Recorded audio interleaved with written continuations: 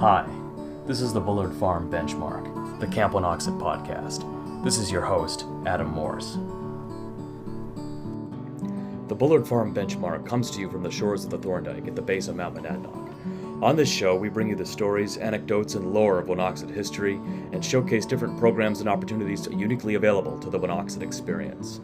Our goal is to bring Camp Winoxet to all campers, scouts, caregivers, adult leavers, and other interested parties, and to keep camp alive for our alumni near and far. Today we learn a little bit about Winoxet's history and how Winoxet came to be what it is in 2023. Please stay tuned for our interview with Camp Director Daniel Francis Megan.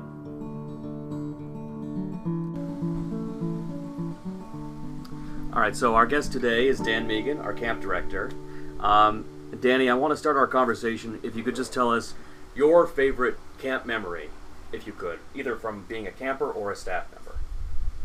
Wow, my favorite camp memory. I would probably have to say, as a camper, in smelling the dining hall breakfast, probably the summer of '89. I was coming from over at Kiowa.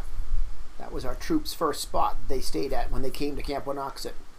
And I remember coming down the dirt road and smelling the food from just below the rocks across from what is now Dennis and Tammy's cabin, the Walklow cabin, and just being excited to be at camp. And why is that your favorite memory, that particular one? Out of everything you could choose, why that one? Well, I was here as a kid until '78, and then my troop went to Camp Onway, and we went to Onway for '86 and '87, I think '88, and then we returned to Camp Onway in '89. And so for me, just being back here, I remembered it briefly as a kid, but then being a scout here. Wow. I got to say, actually, that was probably the summer of '88. That was the year we came back. If I said '89, '88. Yeah. And often people's early memories of being a camper, the campsite they stayed in here at camp, like I stayed in Iroquois with one Acton, and most of my memories of Iroquois are of being with the troop.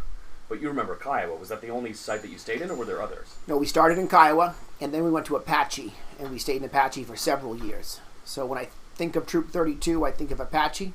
They've gone on to Sioux, and they've stayed in Abenaki, but different sites. Interesting. And in terms of Winoxet and its history, your family goes back to the 1970s, and your parents worked here, and your brothers worked here, and you were a kid, grew up here a little bit at the time, and you have early memories of all that. So looking back at the whole trajectory of your experience, either as a kid, as a camper, as a staff member, what are the most dramatic changes that Winoxet has experienced during that time, in your opinion? Wow. Collectively, I think it looks quite different. From the amphitheater to the Clevises to the shower house. My first memory of camp was I played with a toy on a concrete slab that is now Memorial Lodge. So there was no building. There was a concrete slab from previous building. And I vividly remember playing on that with a toy, probably the summer of '77. And then to now, I came back in '86. And John Primo was driving the John Deere tractor, and it had a maroon wagon on the back with our gear in it. And the tractor looked brand new. And that was probably the summer of '88. And Primo was delivering the gear to campsites with a tractor. And you could clearly tell the camp was proud of their new John Deere. Wow. At that time, it was probably 18 months old. Right. Now this is the John Deere that we have. Correct. The same track. I believe it's an '86 model, and we got it as a camp about 10 months after it was built. Wow. And when you became a CIT, that was in 1990, correct? 1990. In fairness to those CITs who were here for the whole year, my friend Matt Taylor, he started and was a CIT the entire summer. I came to camp in 1990 as a camper, and then I was a walk-on CIT for the last 3 weeks. And my friend Matt Taylor often reminds me that I was a walk-on. We were from the same troop, good friends. And so I got to be a CIT for 3 weeks with Mike Lavoie. I can vividly remember that, and another gentleman named Fred. And Mike ended up being a program director at camp. So 2 walk-on CITs got to work at camp later on as program director. Mm-hmm. And you were on kitchen staff in 91. I was. And you worked at Scoutcraft 92. Is that correct? That's right. And then I became the Scoutcraft director in 93 and 94. Right. And did you always want to be in Scoutcraft, or did you just end up there? Some people have dreams of being a particular area director, but sometimes they're just thrown into it. What was it like I think I wanted to teach cooking merit badge, as I wanted to be in Scoutcraft. Interesting. Did you have a favorite merit badge that you taught there? I really did a lot of cooking merit badge. I got pigeonholed into that early off. Yeah. I did three sections of cooking, and that was my thing for my time at Scoutcraft. Mm-hmm. And now you and Jeff D began working together when you were a CIT, I suppose, and he was already a staff member. Is that correct? Yeah. Yes. In 1990, I have very good memories of working with Jeff, and then in 91, when I was in the kitchen, he was the interim dining hall director for at least a portion of the summer, and so the friendship was formed. And so those early conversations that you had with Jeff D about camp, you had a vision together that you sort of planned for camp to become something new and different. What were those conversations like?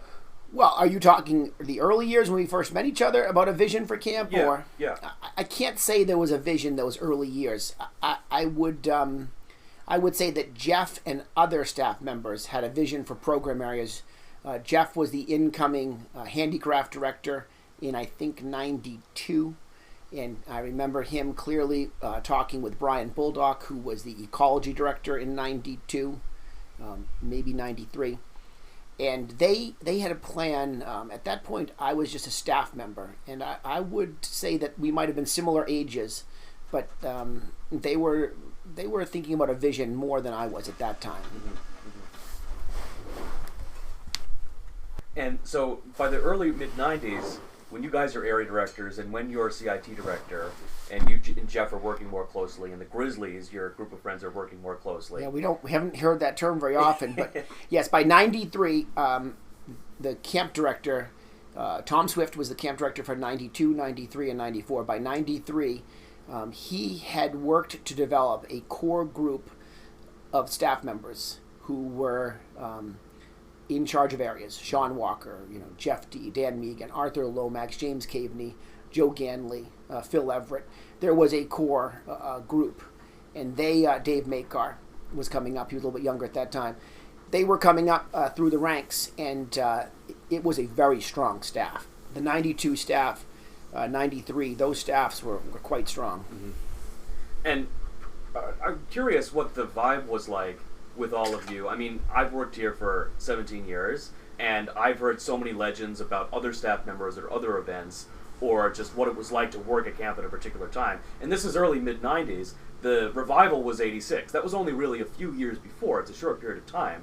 But did you have legends of your own? Did you talk about what came before you during that time? Did you have legends you talked about that went further back than that? Well, in 92, we still had a great deal of respect for the Gary Shepherds and the Bob Spears and the Bradburys who came before to put us back on the map in 86. We were talking about breaking 1,000. That was a very big thing at that time. That if we could do 6 weeks and 1,000 campers, soon we did 7 weeks. The 1,000 number was really big for the camp. Right. And we went over that number and we haven't looked back. But that was around that time. Mm-hmm. Mm-hmm. And it was a different number of weeks for the summer up until you had 5 weeks for a long time. My entire time was 6.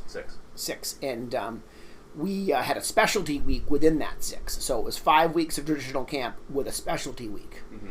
And then we dropped the specialty week and we had 6 weeks. And then we added the 7th. We lost it briefly, probably around 98. Mm-hmm. And then it came back on. So we were 6, then 7, 6, 7. And we've been 7 ever since. Yeah. And you lost it briefly in the sense that enrollment wasn't high enough or something like that? No, the idea was they thought, council thought that they could get the same number of scouts in 6 weeks and save on staff. Because one of the weeks was light, the year prior. Mm-hmm. I remember the argument being made, I think by this point, Jim Ganley was involved, and he said it's going to take a little bit of time for people to realize that that 7th week is a real week, and if they move to it, it's not going to disappear. And so we committed to it, and we sold it, and it's been key as a staff. If you get 1 week of setup and 7 weeks of camp and a half week of breakdown, now you're getting paid for 8.5 weeks. Mm-hmm. And as a college kid, 8.5 weeks is a good number. Right. I heard at one point that CITs didn't always go to staff week. Is that true, or did that just happen one time? Adam, I don't remember that. I believe you. I don't remember CITs not being at staff week. Okay. That's interesting. Yeah. Someone told me once 2002, for some reason CITs weren't at staff week, but that might have just been 1 year, or maybe I'm wrong about that. Wow. That would have been odd, because there's a lot of intense labor there. Right. So 02. Interesting. Yeah. A lot of people come to us from the outside, and they talk about this proverbial secret sauce that exists within the Winoxet staff. And you've said many times that there isn't really a secret sauce, but there is something at the same time that makes Winoxet unique as a camp. I don't know if it's the geography, or if we're New England Scouts, or what it is that goes into it. But what is it that keeps the energy and the enthusiasm going here? Adam, I don't know what it is. I think that there is a core group of senior staff that are committed to the program and the camp and each other and the people. I think it's relationships with the experience. Jeff D was a fine camp director, maybe the best I've ever worked for, and he came up with the idea of the Winoxet experience. Now, I don't ever remember before Jeff D. And the whole experience of making sure that from the time you get here to the time you leave, that you have the best time possible. And I worked with him quite a bit on selling the camp to new troops and to expanding the troops that come to the camp. But Jeff D had a vision for something, and I think he helped formulate that Winoxet experience. But way before Jeff, there were still people who were committed to the camp and the property. Mm-hmm. I just think the bullpen is so deep with so many people who want such good things for this place that is the secret sauce. Mm-hmm. Mm-hmm. And it's not even necessarily the mountain or the lake. I mean, these are important parts of the program and the landscape and everything like that. Yes. Like if you go to other camps, they're near 495, or they're near a major highway, or sure, they're easier to get to or something like that. But right, we're more removed. We are. And you feel like you're going further out into the wilderness. I do think that helps. I think I have sold the camp as higher elevation. We talk about how the air is a little thinner. Now, of course, it's not, but these are all fun things we use to build the feeling of being at the base of Monadnock. Absolutely, I think the lake is beautiful. It's an incredible lake. When you're on the lake, I was showing the council president a few days ago from the lake the view of the mountain. Mm-hmm. That is something that you can't bottle up. Yeah, it's Monadnock is majestic from the lake. Mm-hmm. So it is. Although I don't think that our camp is much more beautiful than other camps as a property. The mountain is beautiful. The lake is incredible. But I think there's a lot of spirit and energy here. Right. The brotherhood and the sisterhood of things. And I've always wondered if that exists in other camps. Maybe it does, but there's something about it here which seems to be consistent. I'm sure it existed at other places. Someone told me a couple years ago, right after the merger, and this is not about Treasure Valley or Winoxet, it was a person from outside of our camp. And the gentleman told me that the problem with Winoxet is all of you are on the same team. There is no separate teams. The OA and the facilities and the staff and the e-board folks, everyone who's involved with Winoxet has Winoxet at the center of their vision. It's not different groups who are looking at it, who want to control the property or control the cope course or control, the conservation plan. The Winoxet people pretty much are on the same page, and that was, maybe part of the reason that we were able to perform. Mm-hmm. And we all talked. It was a very tight-knit group, and people, they wanted one thing. They wanted 7 weeks of quality program where it was safe and where people continue to come year after year. So, just a couple weeks ago, we had trouble with one of the 2 motorboats. And I called, actually, I think probably Will Neville texted Ryan Pescaro and Chris Leonard. And, within hours, they were up here. And they gave a day to work on the boat to get it up and running for the campers. Right. That's incredible. We had trees that needed to get cut down. The same gentleman, along with, Zach Elgren, came up and were climbing trees, and I'm sure they all have their chainsaw course. Right. And they were cutting and cleaning and getting ready for staff week. So there's just so many that you can call on. Right. So, Danny, just to try and sum things up here, looking in the long-term picture for the future, what do you think is the most important thing, if there is one single thing, that needs to happen to make sure that Winoxet continues to be successful? Perhaps there isn't one thing, but what is the most important part of all that? We have to continue to field a staff every year that is equal to the staff that we have now. The staff that we have is one of the finest I've ever worked with. I mean, I said it, Will Neville gave me a little bit of trouble because I say, you guys are amazing. You're the finest staff I've ever worked with. I honestly believe that they're more caring and intelligent and hardworking than any group I've been. They've evolved. So that means that we have to continue to do that because the customers, the campers, they want an experience that's equal to what we have. So we have to field a team every year. And I give a lot of credit to Will Neville. He has relationships that go back, and he keeps in contact with so many that he is able to fill gaps. Our waterfront director needed 2 weeks off this summer, and he reached out to George Geddes. Dr. Geddes holds a current cert for camp school, and George is here this week. George is going to be here week 6. There's so many people who can come forward and step up for camp. There's a lot of people that are listening to our episode, Dan, of a wide demographic. People who are campers, people who are area directors, people who are camp alumni from maybe a long time ago. And what message do you want them to hear? What should everybody know about camp now in 2023? We have 7 weeks of camp. We'll probably have about 1,300 campers. And the look in their eye when they experience camp is not unlike when I was walking down Page Road in 88. They love it. A scoutmaster came to me 2 days ago and said, my kid, who was a little bit nervous on Monday with the rain, says, I don't want to go home. A couple years ago, I often tell this story. A couple years ago, I thought that maybe we were becoming obsolete with so much technology and so much going on in the world.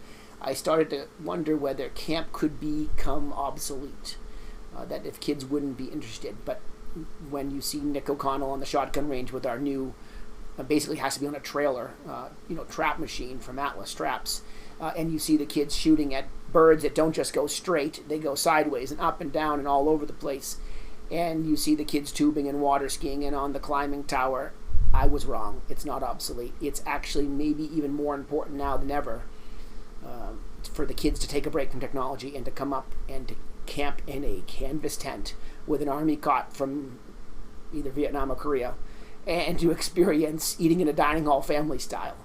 It's an amazing place. It's not the real world. It's a break for these kids for 6 days to come up and to experience a little bit of what the folks who drove up in 1924 in an open car must have felt.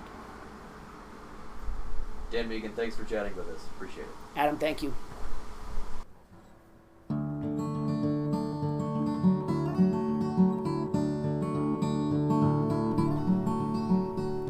You've been listening to the Bullard Farm Benchmark, the Camp Winoxet podcast. This podcast is written, recorded, and produced by Adam Morris and Nick Hoff. Editing is by Nick Hoff. Distribution is by Nick Hoff and Andy Collins. Original music taken from the song The Grand Monadnock Blues is composed and performed by Adam Morris. See you next time. Hello, I'm Dan Megan, and you're listening to the Bullard Farm Benchmark, the Winoxet podcast.